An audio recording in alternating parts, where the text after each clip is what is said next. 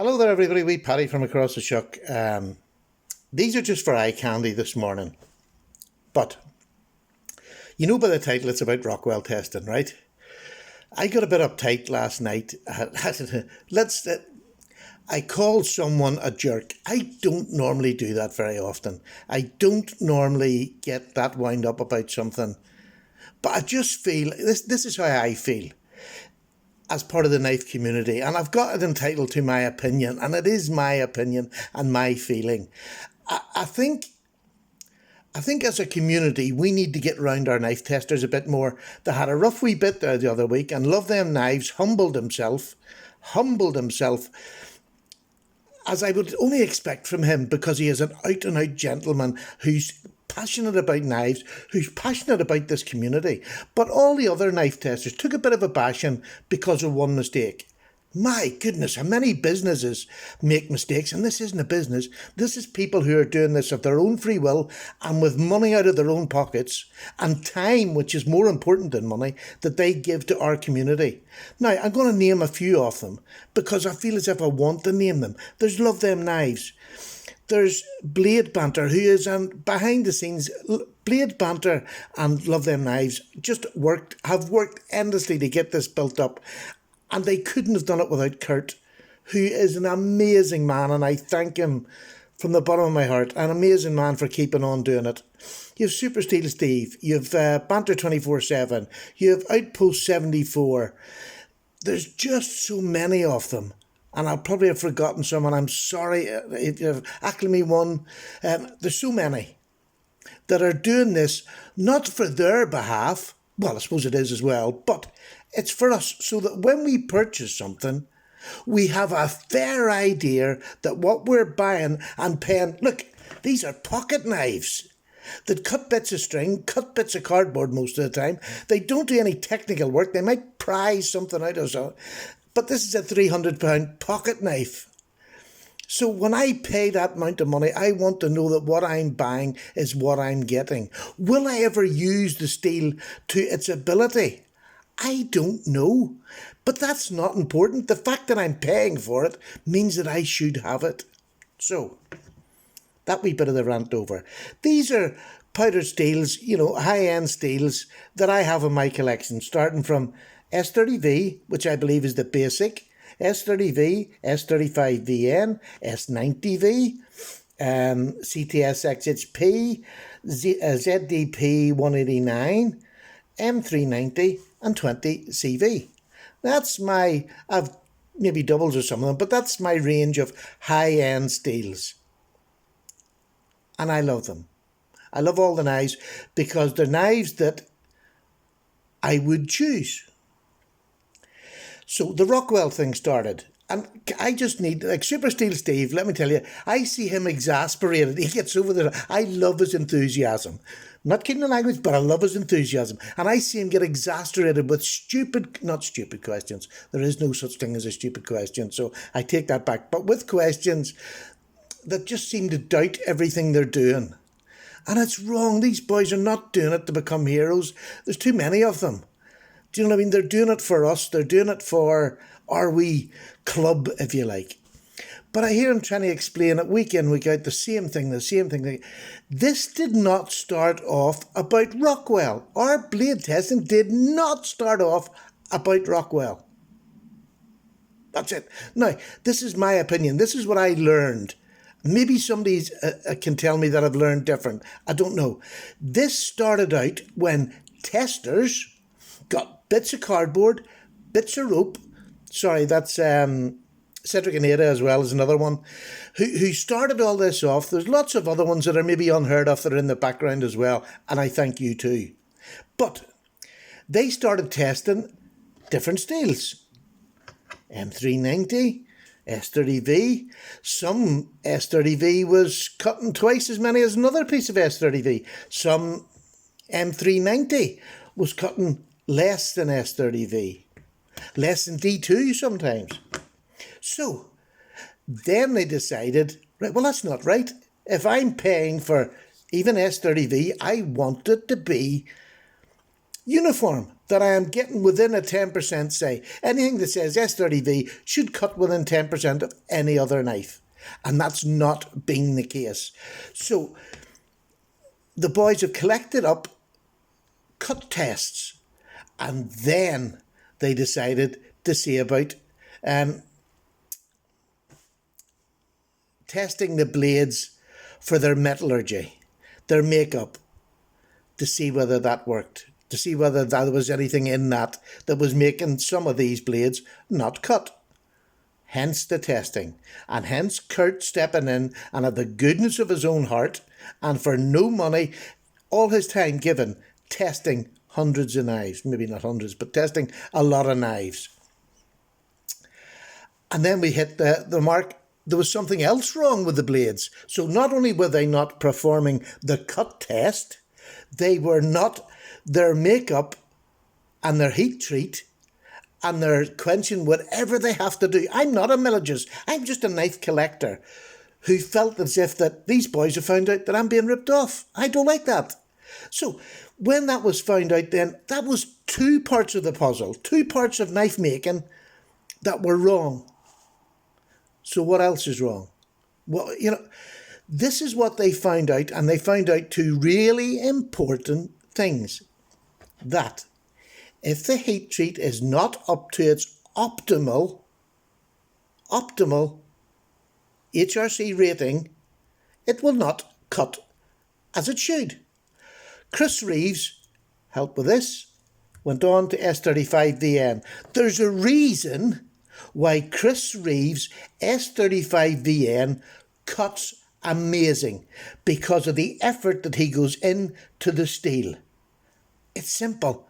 It's nothing complicated. I'm not going to quote you regs from a book, because if it was that simple, why aren't all them blooming knife companies out there reading the regs and getting it right? Don't come on to that TV and show me a reg. I don't read them. I can barely write a letter, for goodness sake.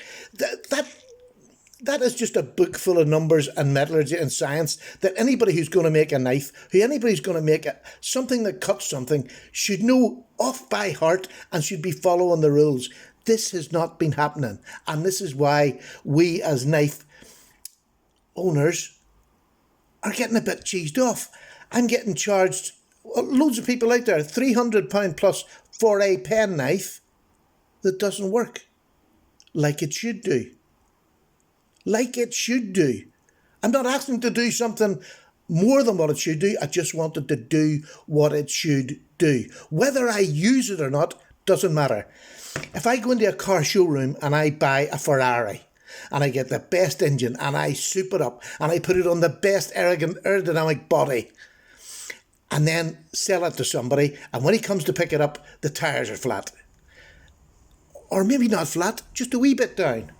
Just a wee bit down. The performance of that car is not going to be what it should. As a mechanic and as a car seller, should I have known that? Yes. Exactly the same with steels. No different. Stop coming on if you're a company. Have you noticed, funnily enough, that most of the Chinese companies that we have, I'm saying we, Blade Banter, Love Them Knives, Super Steel Tea, that have gone back to and said, look, we think your Rockwell's a bit down. Have you noticed that the Chinese companies are doing something about it?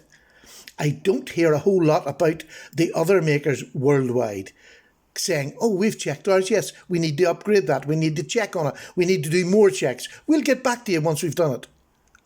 But the Chinese ones are doing it. Wonder why we're selling so many Chinese knives at the minute. I wonder why channels have got so many Chinese knives. Because they seem to want to give us what we want. Yes, they've been caught. And yes, a lot of companies have been caught. But now they're accountable. So I think we need to back our own community, our own steel testers, our old cut testers. Back them. We're trying to get a Rockwell tester for Kurt, so he can do it in his own free time at home. He's not getting paid for it. He's just getting a Rockwell tester so he can check them for us. Well, it's pension day for me on Monday. He will be getting some money. Love Them Knives is the channel. Just go give him money towards what you can afford. I can't afford a whole lot, but he's getting a bit on Monday. And send it so that he can get a Rockwell tester, that he can keep doing it. Back the boys. If they come on and they're doing videos about steel testing, watch them, share with them, talk with them, get their information, because I don't know what I'm talking about. I got expelled from school at 15 and went to work the next week. I don't have any qualifications other than what I got in the service. But I'm not intelligent, but I like people like Steve or Blade Banter, or I'd pick anyone, Outpost 76. They explain things to you simply. And that sounds terrible, but they just explain it, what they're doing and why they're doing it, and the results they get. They're not making anything up. They're not following a rule book. They're just cutting. That's what a knife is built for. It's built to have an edge that cuts. What did I learn? What other things have I learned? Sometimes if my edge is bad, when I get a brand new knife, if I sharpen it 3 or 4 times, it gets better. Never knew that. I would have thought, oh, crap knife. So I didn't know. I didn't know about fatigued edge. I didn't know anything like that when I came around. So these boys, not only have they, done the HRC testing and the cut testing, and the cut testing came first, not the HRC testing. The cut testing came first. And that's what I hear Steve saying every week. The cut testing came first. And the knives that failed it, they sent off for HRT. And if you're going to get the cut test wrong and the HRC wrong, well, then there's something wrong with your knife making skills. Don't show me a pamphlet. Show me the proof. Show me the proof. My steel testers in my little community will get a bit of cardboard or a bit of rope and they'll cut it. And if it doesn't come up to what they believe is the standard that they're setting, they'll check the Rockwell. And they'll probably do that anyway, to marry the two up so that they have 2 bits of information that have to be right before a knife goes out. Now, there's more things. Yes, there's the quenching. Yes, there's so many things in a knife. But if you're going to get the cutting wrong and you're going to get the HRC wrong, that's enough. If the knife is not going to cut well, then it's not a good knife. Paddy's away. Thank you so much for listening to me. By the way, here's an example of what that we're getting fed, that I believe that I'm getting fed as somebody who is not scientifically minded. Benjamin Bug Out, S30V, powdered steel. Spyderco, Para 3, brilliant knife, brilliant knife. This is in BD1N. This, I'm told, is nearly as good as this. Well, why am I paying £30 more for this if this is as good as this? Shouldn't be, should it? This is not a powdered steel. This is. This should cut more than this. There you go. Why? There's the questions that our steel testers, ours and your friends are out there. Let's back them 100%. Let's not just say, yeah, okay, we're with you. Let's support them, give them subs, pass the word. And from me, they have my thanks. From Love Them Knives down, because he was the one that got me interested in it, to Blade Banter, who does so much work, to Kurt, who does so much work, to Steve, to all the boys and the unsung heroes that we don't really know about, that have give testing in. And there's a young man out in Switzerland at the minute who's a knife maker, very knowledgeable fella, who is now trying to give us more of a scientific, if you want that side. That's not particularly for me, but I'm trying to learn. I'm trying to learn. So, I'm away, rant over.